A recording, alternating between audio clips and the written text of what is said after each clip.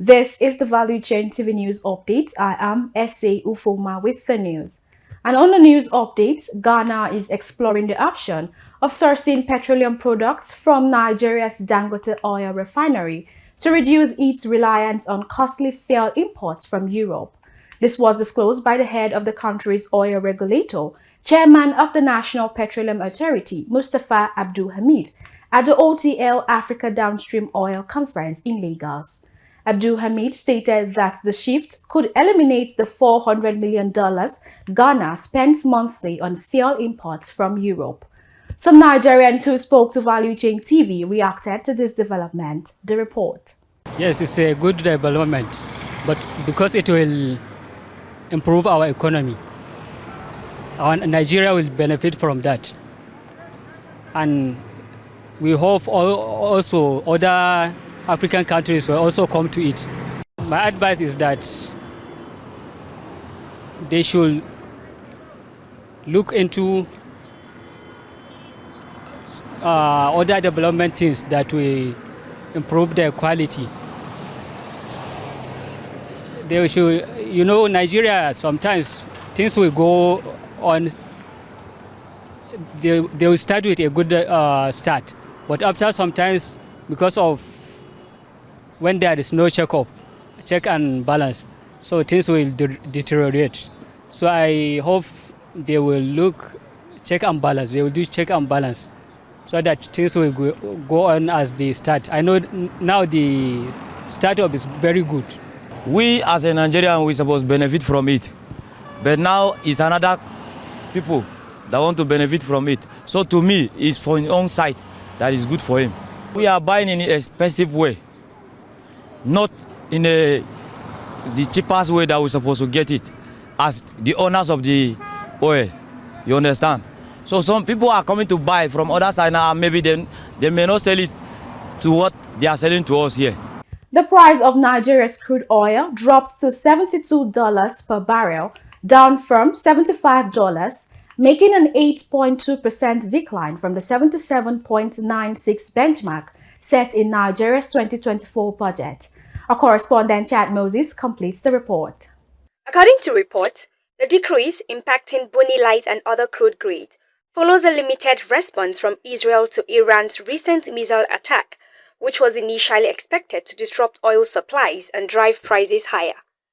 Meanwhile, the Organization of Petroleum Exporting Countries, OPEC, reported a decrease in Nigeria's oil production, excluding condensate, from 1.352 million barrels per day in August to 1.324 million barrels per day in September 2024, a drop of 2%.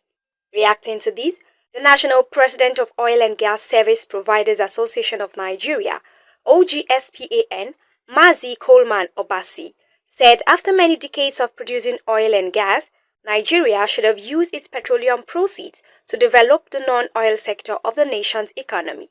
For Value Chain TV, Chad Moses reporting. And now in economy, the federal government of Nigeria has secured $350 million from the African Development Bank to fund the construction of the Kano-Maradi Rail project, which will connect Kano to Maradi in Niger Republic. The chairman of the Senate Committee on Land Transport, Senator Adamu Alero, disclosed this during an oversight visit to the Nigeria's Railway Corporation headquarters in Lagos. Adamu Alero stated that the Kano-Maradi Rail project is part of the government's broader effort to modernize Nigeria's railway network and enhance regional trade links. Moving now to business news, Nigerian fintech company MoneyPoint has secured a $110 million investment from multiple investors, including Google, bringing its evaluation to $1 billion. The investment was led by Development Partners and International African Development Partners, a premier fund focused on Africa.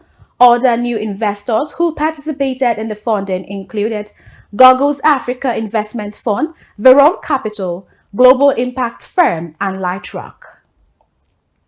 Away from that now, President Bola Tinubu has ordered the deployment of a combination of the Nigerian Army and Air Force to protect engineers from the Transmission Company of Nigeria, who are currently fixing damaged transmission lines. This was disclosed in a statement from the State House in Abuja.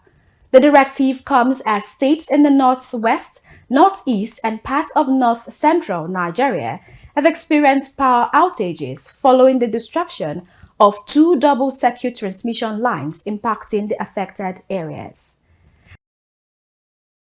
And now on the international scene, Qatar Energy has revealed plans to partner with French Total Energy on a solar power project in Iraq. According to media reports, the project is a part of a larger energy project planned by the super major. The installation that Total Energies and Qatar Energies will build together will have a peak capacity of 1.25 gigawatts and would be capable of supplying up to 350,000 households.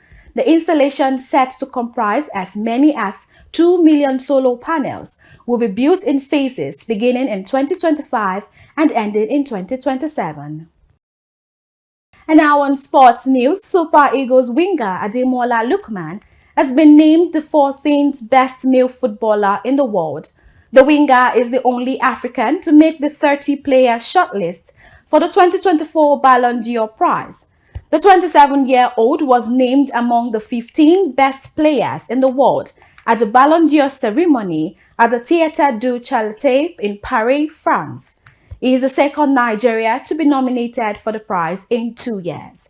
Our sports correspondent Kabir Lawal shares reactions of Nigerians to this feat. The report. The 27-year-old Ademola Lookman has actually become the 14th male best player in the world by achieving this in the Ballon d'Or event that took place yesterday. Let's hear a few Nigerians talk good accolades about the player. As a Nigerian man, I have to support my own, you understand, and looking at his antecedents during the Europa Leagues, you understand, scoring an hat-trick, making an assist, and also his all-round games for the Atlanta club, and even during the African Cup of Nations. So I think he's the only African man that I think, okay, is worthy to be in that top 15. And I was quite happy yesterday when his name was mentioned as number 14. You understand? So that means Nigerians are getting recognition. Africans generally are getting recognition. I think last year it was Osimhen at number 8. So that means we are setting the bar little by little. So he's worthy. Hopefully he's going to win the CAF African Best Player. As a player from the beginning, his own desire is for him to move from one location to another position. So he deserves it because he worked hard for it. They didn't give him because he is a player, but because he deserves it, because he worked for it. It's not just because of that. So they didn't give him the position just like that. The thing is that they should support anything outlet, because the last outlet I heard about because they discouraged most of their outlets. You know, the ones they wanted to went and perform in this is it this year 2024, they disappoint them, and they returned them back because of there was an error. I think they said they didn't pay for their something, the arrangement. They didn't arrange it well. So they should encourage all their athletes, especially the footballers and the other ones. We have other ones, but the most important one is this football, because it's the one we know every year. People notice them very well. So they should encourage them. They should try and bring all the facilities that they needed, so that it will encourage them to train more. Because we have so many talented footballers. The ones they don't know, even the ones they know, I think they don't even play more than the ones they don't know. Us in the country have actually commended Ademola Lookman for bagging the glamorous award, and attention has been called to the federal government to invest more in football, as they will catch them young. And one can actually attribute the landmark or the milestone by this 27-year-old player by an adage which says, hard work breaks no bone. For Valuechain TV, Kabir Lawal reporting. And that concludes the Valuechain TV News Update. I am S.A. Ufoma. Thanks for watching.